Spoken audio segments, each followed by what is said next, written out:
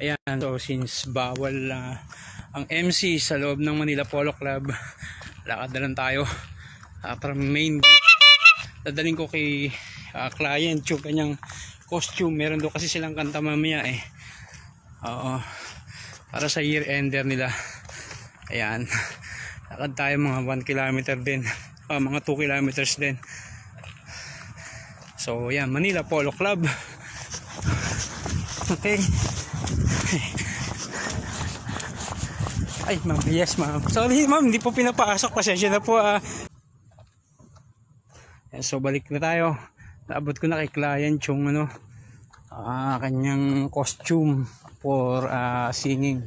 Mamaya meron silang performance dito sa loob ng Manila Polo Club. Anyway, compliance din. Your destination is on the right. Minsan medyo kailangan mag-comply rin tayo. Iba-iba kasi yung mga paasok ng mga establishment, mga institution. So buti nga dito, mabait yung mga guard. May iba kasi minsan.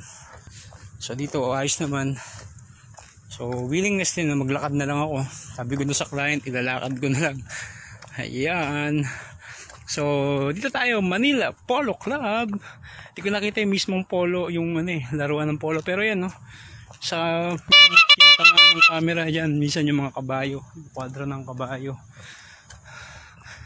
Anyway, dito pa rin tayo working. New Year's Eve, working tayo.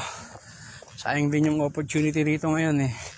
Kanina kasi walang masyadong pot-pot ng umaga. Ngayon kukumahog yung mga client natin na siguro mapuntahan. Meron na nga ngayon mga plus 20, plus 50 na nga yung offer para lang puntahan sila. Pero ngayon baka hindi natin ma-accommodate eh. Okay, sige, lalabas muna ako sa gate guard.